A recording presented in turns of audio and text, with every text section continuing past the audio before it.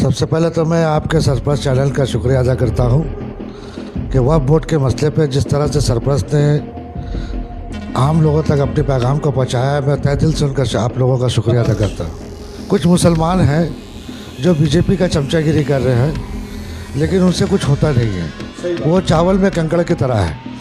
लेकिन सच्चाई ये है कि ये हम लोगों का हकूक़, हम लोगों का हक हम लोगों से छीना जा रहा है। वक्फ की जो ज़मीन होती है वो अल्लाह के राह पे लोग कुर्बान करते हैं, अल्लाह के राह पर देते हैं ताकि उसका सही इस्तेमाल हो और गरीब और मिस्किन तक वो पैगाम पहुँचे और उनकी ज़रूरत को पूरा किया जाए। लेकिन जिस तरह से बीजेपी गवर्नमेंट ने हम लोगों के साथ सौतेला व्यवहार किया है और इससे पहले भी 3 तलाक में किया था, और वक्फ बोर्ड में जिस तरह से उन लोगों ने रद्द-बदल किया है, हम सब इसके खिलाफ है। मोहतरम नाजरीन, आप देख रहे हैं सरपरस्त सिलसिला, मैं हूँ महबूब रज़ा सिद्दीकी। आप जान सकते हैं सिर्फ कलकत्ता शहर मगरबी बंगाल ने पूरे देश की सियासी सूरत हाल बदली हुई है। क्यों बदली हुई है? इसलिए कि देश के पार्लियामेंट में एक ऐसा कानून पास हो गया है जो पूरी अक़लियत और देश के सेकुलर हिंदू समाज के लोग भी इस बिल का, इस कानून का विरोध कर रहे हैं। आप जान सकते हैं वो कौन सा कानून है? वही काला कानून जो आज़ादी के बाद और आज़ादी से पहले कभी भी इस किस्म का देश में कानून लागू नहीं हुआ, वक्फ तरमीमी कानून। इस कानून से न जाने कितने लोगों को परेशानी, मैं आपको बयान नहीं कर सकता, मगर बार बार देश की नेशनल मीडिया, बीजेपी के प्रवक्ता, बीजेपी के लीडर और बीजेपी गवर्नमेंट इसकी तारीफ़ पे तारीफ़ कर रही है। मगर ये वही कानून है जो शरीयत के मुताबिक है, मतलब शरीयत में जो वक्फ अमेंडमेंट का मामला आया है वो पूरा शरई मामला है, इस्लामी मामला है। तो ऐसी सूरत हाल में चलिए हमारे सामने में 137 नंबर वार्ड के तृणमूल कांग्रेस के ब्लॉक प्रेसिडेंट अलहाज रहमत आलम अंसारी साहब है। किसी भी तारुफ के मोहताज नहीं है, बहुत अच्छी तरीक़े से लोग जानते हैं। 137 के काउंसलर भी रह चुके हैं और मटिया बुरुज गार्डन ईच में माशाल्लाह हमेशा से सियासी, समाजी, मिली कार्य में हमेशा तगदो रहते हैं। चलिए, जो कानून पास हुआ है पार्लियामेंट में, वक्फ तरमीमी कानून, इसके बारे में आप क्या कहते हैं? कितने नुकसानात है, किस तरीक़ा से इसकी भरपाई हो सकती है, नहीं हो सकती है, इसके बारे में बताएं। सबसे पहले तो मैं आपके सरपंच चैनल का शुक्रिया अदा करता हूं कि वक्फ बोर्ड के मसले पे जिस तरह से सरपंच ने आम लोगों तक अपने पैगाम को पहुंचाया है, मैं तहे दिल से उनका आप लोगों का शुक्रिया अदा करता हूं। दूसरी बात ये जो वक्फ बोर्ड का जो ये मसला है, ये सभी जान रहे हैं, हिंदुस्तान में रहने वाले जितने भी लोग इस्लाम के मानने वाले हैं। कुछ मुसलमान हैं जो बीजेपी का चमचागिरी कर रहे हैं, लेकिन उनसे कुछ होता नहीं है। वो चावल में कंकड़ की तरह है। लेकिन सच्चाई ये है कि ये हम लोगों का हकूक़, हम लोगों का हक हम लोगों से छीना जा रहा है। वक्फ की जो ज़मीन होती है वो अल्लाह के राह पे लोग कुर्बान करते हैं, अल्लाह के राह पर देते हैं ताकि उसका सही इस्तेमाल हो और गरीब और मिस्किन तक वो पैगाम पहुँचे और उनकी ज़रूरत को पूरा किया जाए। लेकिन जिस तरह से बीजेपी गवर्नमेंट ने हम लोगों के साथ सौतेला व्यवहार किया है और इससे पहले भी 3 तलाक में किया था, और वक्फ बोर्ड में जिस तरह से उन लोगों ने रद्द-बदल किया है, हम सब इसके खिलाफ है। और आने वाला कल आप देखिएगा, इसी 16 तारीख को नेताजी इंडोर स्टेडियम में हम लोगों की चीफ मिनिस्टर ममता बनर्जी ऐलान करेंगी कि बंगाल में रहने वाले या हिंदुस्तान में रहने वाले किसी भी मुसलमान को डरने की ज़रूरत नहीं है। हमारी दीदी ममता बनर्जी हम लोगों के साथ है और ये जो बिल उन लोगों ने पास कराया है, इसके लिए हम लोग सुप्रीम कोर्ट में जाएंगे और इस बिल को रिजेक्ट कराएंगे। और हमारी दीदी ने ये भी बात कहा है, और मैं ख़ासकर अपने मुसलमान भाइयों से गुजारिश करता हूँ कि आप जो भी जुलूस, जो भी आंदोलन आप कर रहे हैं, वो डिसिप्लिन के दायरे में हो, कानून को अपने हाथ में ना ले, क्योंकि हमारी चीफ मिनिस्टर ने कह दिया है कि वो हम लोगों के साथ है, वो सबके साथ है और वो इंसानियत के साथ है ममता बनर्जी। इसलिए जो भी आंदोलन कीजिए, पूरा मन सुकून तरीके से अपनी आवाज़ को पहुँचाइए। और 16 तारीख को नेताजी इंडोर स्टेडियम में चीफ मिनिस्टर मुकम्मल तौर पे इस बात को क्लियर कर देंगी कि ये जो वक्फ बोर्ड का जो बिल आया है वो उनके खिलाफ है।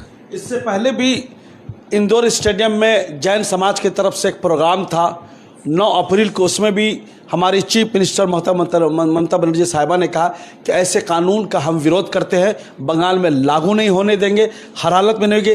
मगर यहाँ पर फिर एक चीज़ है, जिस तरीक़ा से आप समझ सकते हैं कि सिर्फ कानून बोल देने से नहीं होगा। हमारे ख्याल से हमारे आप चीफ मिनिस्टर मगरबी बंगाल को असेंबली के अंदर में एक कानून ऐसा लाना चाहिए, करारदाद पास करनी चाहिए और ये पास करवा करके सारे तौर पे उसको रद्द कर दिया जाए, रेजोल्यूशन पास कर। देखिए 2019 में आप एक चीज़ देख रहे थे कि एनआरसी सीए सब तरफ चल रहा था, लेकिन हमारे मुख्यमंत्री ने कह दिया था कि बंगाल में कोई सीए एनआरसी नहीं होगा। तो क्या हुआ? सही बात है। जो कहती है वो करती है। कहना और करने में बहुत फ़र्क होता है। हमारी चीफ मिनिस्टर ममता बनर्जी ने अब तक के जो भी कहा है वो उस बात पर पूरी तरीक़ा से खरी उतरी हुई है। मैं सिर्फ इतना कहना चाहता हूँ कि कोई ऐसा काम हम लोग इस्लाम के मानने वाले ना करें, ताकि बीजेपी इसको इशू बनाकर गलत तरीके से गलत मोड़ ना। पूरे देश भर में पीसफुल अमन सुकून के साथ एहतजाज कर रहा है, उसमें घुसपैठिए लोग उसमें बदमाशी करते हैं, प्रोटेस्टर नहीं। देखिए जो लोग कर रहे हैं ये उन्हीं के लोग हैं, वो रामनवमी के शक्ल में हो, हनुमान जयंती के शक्ल में हो, कुछ लोग कर रहे हैं। लेकिन आपको तो ये बात मालूम होनी चाहिए कि कुछ लोग की वजह से पूरी कौम बदनाम होती है। वो घुसपैठिए, मैंने बोल दिया ना, वो मुसलमान नहीं रहते, प्रोटेस्टर नहीं रहते। वो आदमी कोई भी किसी का बीजेपी का हो सकता है, आरएसएस का हो सकता है, विश्व हिंदू परिषद का हो सकता है, बजरंग दल का हो सकता है। वो आपके महफिल में आपका लिबादा पहन के आ सकता है, आपके प्रोग्राम को खराब कर सकता है। इसको पहचानने की ज़रूरत है। इसको पहचानने की जिम्मेदारी हम सब की है। बिल्कुल हम सब की ये जिम्मेदारी है कि पुरअमन तरीके से हम लोग जिस तरह से इस देश में हिंदू मुसलमान बन के रहते थे और अमन और शांति से भाईचारा से रहते थे, उसी तरह से हम लोगों को रहना होगा। लेकिन जो हालात बीजेपी बना रही है और हर दिन एक नया तरीके से एक इशू को, एक मुद्दा को उठा रही है, इससे माहौल में बहुत ज़्यादा खराबी हो रहा है, जिसकी वजह से हर आदमी एक तनाव में, जहनी तनाव पे है। तो मेरी तमाम लोगों से गुजारिश है, पश्चिम बंगाल, कलकत्ते शहर और ख़ासकर मटिया उस सरजमीन में रहने वाले तमाम लोगों से, कि आप हमारी चीफ मिनिस्टर ममता बनर्जी पर भरोसा रखिए। वो 100 नहीं 200% 16 तारीख को आपको पूरी तरीक़ा से ये क्लियर हो जाएगा कि वो भी वक्फ बोर्ड के ख़िलाफ़ है। जिस तरह का कानून, तरमीमी कानून, वक्फ के जो कानून है, जो ऑलरेडी अमित शाह ने जो किया है, उसके ख़िलाफ़ है। ये सभी को मालूम है और आप देख लीजिएगा, इंशाल्लाह यही होगा। और आप जान सकते हैं, मैं बार बार इसलिए कह सकता हूं कि ये जो वक्त तरमीमी कानून जो लागू हुआ है, इसके नुकसानात क्या होंगे। आपको मस्जिद आपकी छीन ली जाएगी, मदरसे आपके छीन लिए जाएंगे, खानके छीन लिए जाएंगे, ईदगाहें छीन लिए जाएंगे। जो वक्त प्रॉपर्टियों पर जो हॉस्पिटल्स जो फलाह बहबूदी के मुसलमानों के लिए काम काज कर रहे हैं, वो छीन लेंगे। कहीं ना कहीं ये मकसद जो है, जो कई एकड़ ज़मीन जो मुसलमानों की वक्फ बोर्ड के अंदर, ये खालिश मुसलमानों ने अपने खून पसीना की कमाई के लिए फ़ी सबीलिल्लाह वक्फ किया था, अल्लाह के रास्ते में, अल्लाह की फलाह बहबूदी के लिए, इंसानियत की फलाह बहबूदी के लिए, ताकि तमाम काम काज इस्लाम के दायरे में हो सके, इस्लाम के मानने वालों कहीं हाथ पैर फैलाना ना कर सके। कब्रिस्तान है, मैं एक एग्जांपल देता हूँ। सपोज मान लीजिए कब्रिस्तान की 4 बीघा ज़मीन है, 4 बीघा में से 2 बीघा कब्रिस्तान बन गया, 2 बीघा कब्रिस्तान के लिए खाली ज़मीन है।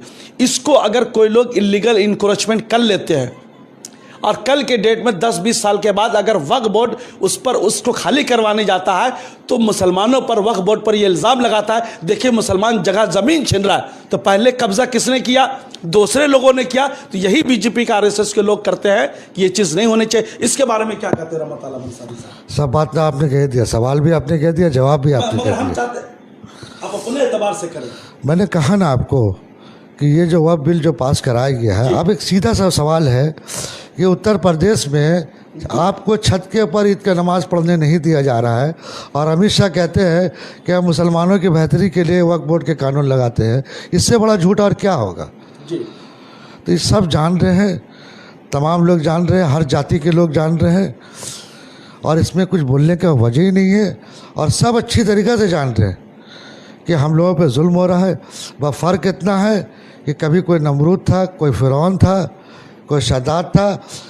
हम लोगों के वक्त में ये तीनों पैदा हो गए, मोदी भी पैदा हो गए, अमित शाह भी पैदा हो गए, और उत्तर प्रदेश के चीफ मिनिस्टर योगी भी पैदा हो गए। तो हम लोगों को इन लोगों से लड़ना होगा, और जो भी लड़ना होगा हम मुत्तहद होके और इस मुल्क के कानून के तहत लड़ना होगा। और कानून से हटकर सबसे बड़ा कानून है, और सुप्रीम कोर्ट में ऑलरेडी अपील हो चुका है, तो जो फैसला कोर्ट का होगा उसको हम लोग मानेंगे। चलिए, अगर एक बात फिर मैं बोलूँगा कि अगर कोर्ट का फैसला संविधान के खिलाफ जाता है तो इस पर सोचने की भी ज़रूरत पड़ेगी, इसलिए कि हमने बाबरी मस्जिद के टाइम में यही कहा था, जो कोर्ट का फैसला आएगा हम मानेंगे। और महबूब रज़ा ने उस वक्त भी कहा था अगर कोर्ट का फैसला संविधान के खिलाफ जाता है तो मैं उसको नहीं मानता हूँ। ये हमारी फेसबुक वगैरह पेज ID में मैंने लिख दिया था। बाद में मुसलमान नादिम हो गए थे, बाद में बोला कि नहीं ये जगह प्रॉपर्टी मस्जिद की थी, ये सब मैं उसमें जाना नहीं चाहता हूँ, बहुत तवील गुफ्तगू है। मगर फिर मैं बोलता हूँ, आप मटिया बुरुज से आते हैं, 137 नंबर वार्ड के तृणमूल कांग्रेस के ब्लॉक के प्रेसिडेंट हैं, आप इलेक्शन भी लड़ा है, आप काउंसलर भी रह चुके हैं, अभिषेक बनर्जी के खास भी है, नूरे नज़र भी है, हमेशा से आपका राब्ता AB ऑफिस अभिषेक बनर्जी साहब की कैमा की सीट से हमेशा राब्ता बना रहता है, इसलिए कि आपका जो वार्ड आता है वो डायमंड हार्बर अभिषेक बनर्जी साहब के लोकसभा के अंदर में आता है। ये बात गर्दिश कर रही है कि रहमत आलम साहब इलेक्शन लड़ेंगे कि नहीं लड़ेंगे। ये सवाल मटिया बुरुज में न जाने क्यों ये उबज करके आ गया। क्या कहते हैं, लड़ेंगे या नहीं लड़ेंगे? और लड़ेंगे तो कौन से बैनर पर लड़ेंगे? TMC के बैनर पर लड़ेंगे या और किसी बैनर पर लड़ेंगे? ये एक सवाल है आपसे। तो पार्टी जिसको भी टिकट देगी जी, इस सिंबल पर, तृणमूल कांग्रेस के सिंबल पर, तृणमूल कांग्रेस के सिंबल पर हमारी दीदी ममता बनर्जी, हमारे युवा नेता अभिषेक बनर्जी, जिसको भी ये सिंबल देंगे हम उसके साथ, पार्टी जिसको टिकट देगी हम उसके साथ हैं, हम पार्टी के साथ हैं, कैंडिडेट के साथ। सपोज आपको अगर टिकट ना दे तब? अगर हमको टिकट नहीं देती है तो पार्टी किसी को तो टिकट देगी। हाँ। तो पार्टी जिसको भी ये सिंबल देगी हम इस सिंबल के साथ हैं, हम उस कैंडिडेट के साथ नहीं। जो कांग्रेस की जीत करके आपके पार्टी में शामिल हो गया, अगर उसको टिकट देते तब? वसीम अंसारी को 2015 में जब इलेक्शन हुआ था जी, तो मैं आज़ाद उम्मीदवार से लड़ा था जी, उस वक्त 137 नंबर वार्ड से जुन्नू अंसारी को TMC ने टिकट दिया था, जी, नाटा वसीम को कांग्रेस ने टिकट दिया था, जी। मैं आज़ाद उम्मीदवार से लड़ा था। पब्लिक ने मुझे पसंद किया, जिताया, मैं जीत कर TMC ज्वाइन किया। अभी जो कैंडिडेट जीता हुआ है वो कांग्रेस का कैंडिडेट था, पार्टी ने ज़रूरत समझा उसको TMC में शामिल किया। जब पार्टी ने शामिल किया है तो हम तो एक पार्टी के वर्कर हैं, मेरा काम है पार्टी का काम करना। पार्टी जिस काम में मुझे रखे कि मैं अपने काम के लिए तैयार हूँ, लेकिन जहाँ तक इलेक्शन लड़ने का बात है तो मेरा मिजाज फ़िलहाल इलेक्शन लड़ने का नहीं है। अगर पार्टी अगर टिकट आपको दे दे, क्या पिछली मर्तबा की तरह तृणमूल कांग्रेस के बैनर पर लड़िए, तब क्या करेंगे?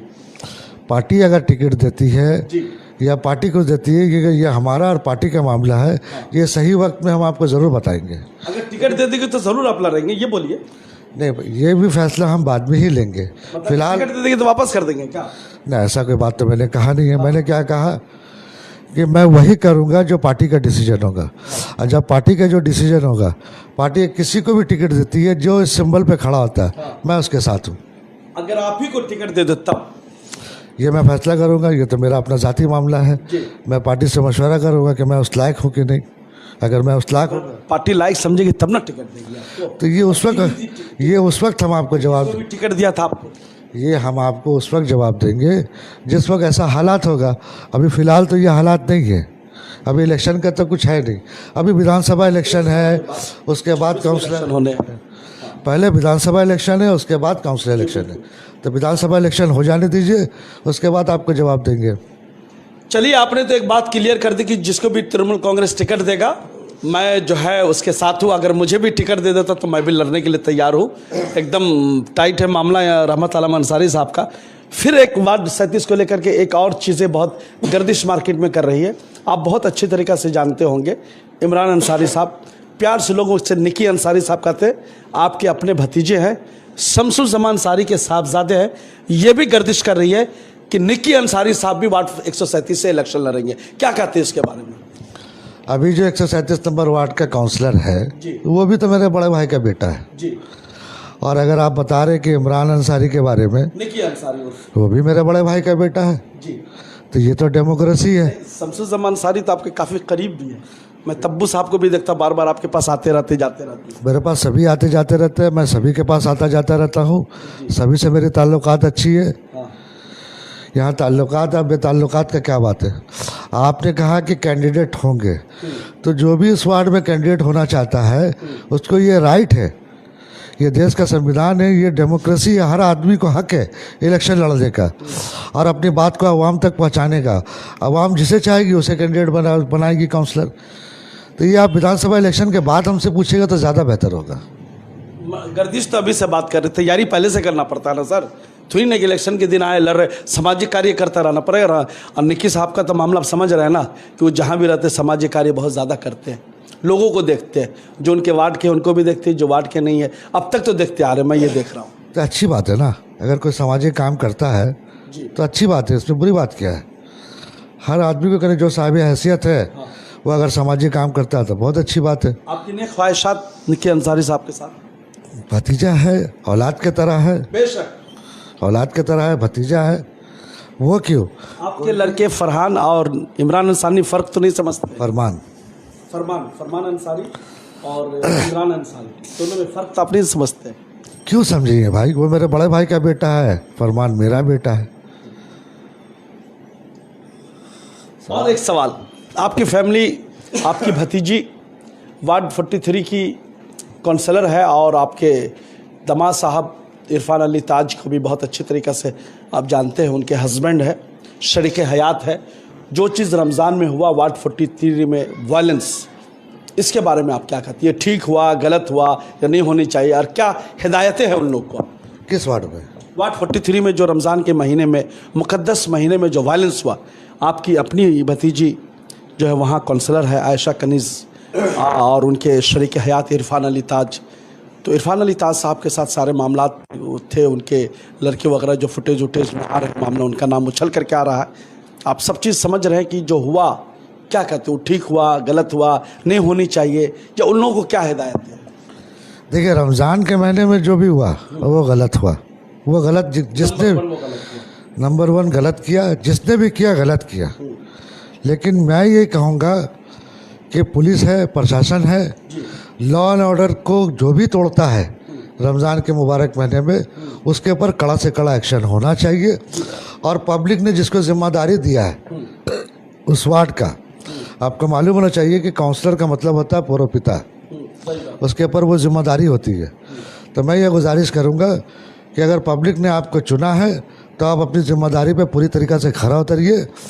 और जिन लोगों को के ज़रिए से इतना भौचाल, इतना झमेला, इतना मारा पीटी, लड़ाई और तरह तरह का आपके चैनल में भी हमने देखा और भी बहुत से चैनल में मैंने देखा, तो तकलीफ़ होती है कि रमज़ान जैसा मुबारक महीना में इस तरह का झगड़ा, लड़ाई, मारा पीटी हो रहा नहीं होना चाहिए। ये मेरी गुजारिश है कि दोबारा इस तरह का ना हो, और किसी भी किस्म का कोई मसला हो उसके लिए पुलिस है, कानून है, कानून का हाथ में नहीं लेनी चाहिए आपका? कानून का अपने हाथ में लेना नहीं चाहिए। तो और जो जिम्मेदार लोग हैं उस वार्ड के, उसको तो बिल्कुल ही नहीं लेना चाहिए, और हक बात में ही आपको अपनी बात को ख़त्म कर देना चाहिए कि जिसने भी गलत किया है उसको सज़ा मिलना चाहिए। सही बात, एकदम सही बात। हाजी साहब, बहुत क्रूशियल मामला आ रहा है, 26 के इलेक्शन, विधानसभा का इलेक्शन भी और ये कॉर्पोरेशन इलेक्शन भी। मगर जिस तरीक़े से मैं देख रहा हूँ कि यहाँ विश्व हिंदू परिषद, बजरंग दल, बीजेपी के लोग तांडव मचा करके है।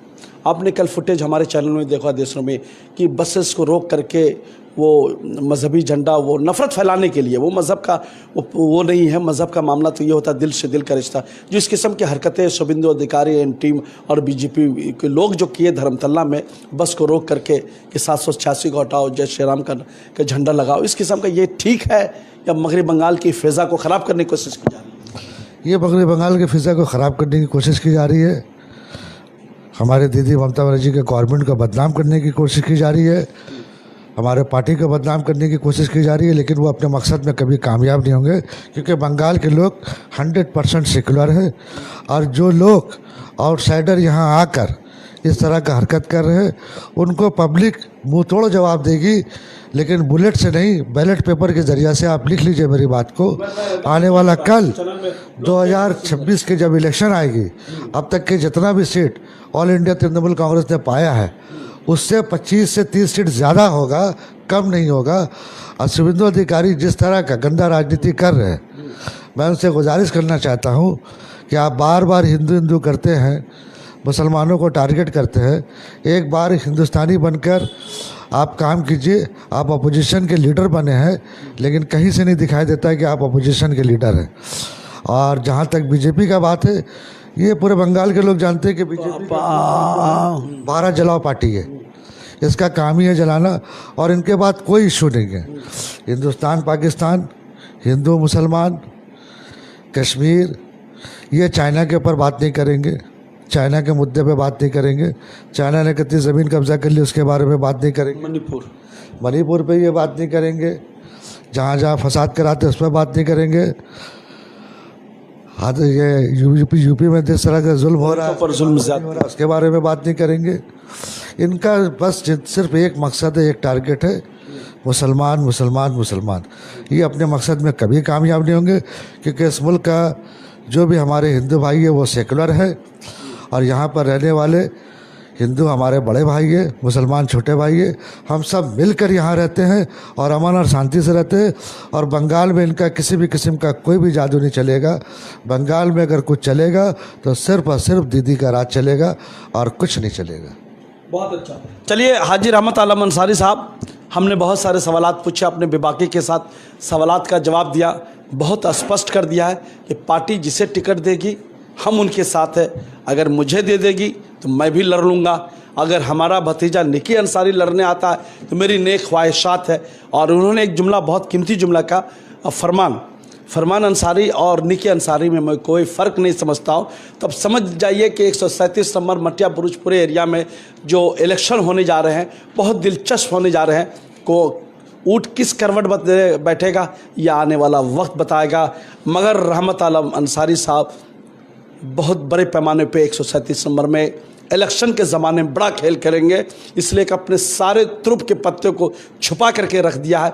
मीडिया में भी नाप और तौल करके बातें कर रहे हैं, फ्लैश भी नहीं कर रहे हैं, आने वाला ब्लूप्रिंट भी नहीं बता रहे, क्या मैं करूँगा नहीं करूँगा, सब चीज़ पिटारे में बंद रखा है। एक टाइम में ये पिटारा को खोलेंगे और 137 नंबर में ब्लास्ट करेंगे। और वो अगर रहमत आलम अंसारी का, जो इंसान आज़ाद उम्मीदवार जीत सकता है वो कुछ भी कर सकता है। इनका फेस वैल्यू था, चेहरा था, रहमत आलम 137 के लिए वाकई में रहमत थे। मगर होता है, सियासत है, राजनीति है, ये इलेक्शन को थोड़ा हल्के में ले लिए थे, तो मगर अब ये इलेक्शन को हल्के में नहीं लेने जा रहे हैं। चलिए हमारे साथ रहमत भाई जुड़े, रहमत आलम अंसारी साहब जुड़े, इनका बहुत बहुत शुक्रिया। वक्त पे मुद्दे पर अपना स्पष्ट किया कि ये काला कानून है, ये देश के खिलाफ है, मुल्क के खिलाफ है, शरीयत के खिलाफ है। हम इसको खारिज करते हैं, विरोध करते हैं, हमारी पार्टी भी खारिज करती है। ममता बनर्जी साहिबा 16 अप्रैल को प्रोग्राम कर रही है। और अभिषेक बनर्जी साहब जी फाइनली क्या कहते हैं? नहीं, बता दिया, जो कहना था हमने कह दिया। मैं आपका चैनल का शुक्रिया अदा करता हूँ, खासकर आपका बोलने का अंदाज जो है, मोहब्बत है ये नहीं, नो डाउट आप बहुत अच्छा बोलते हैं जी। ठीक है, शुक्रिया। कैमरामैन जिसान के साथ दीजिए महबूब रजा सिद्दीकी इजाज़त। थैंक यू वेरी मच हमारे साथ जुड़ने के लिए, नवाजिश। Welcome to K-Mall, a premium project by Kaleen Group. K-Mall is in the heart of Kolkata's electronic, garment and lifestyle hub, Khidirpur. K-Mall, which is designed as a world-class mall, is the outcome of endless effort of our experts, combined with modern superb techniques and new age design. Book now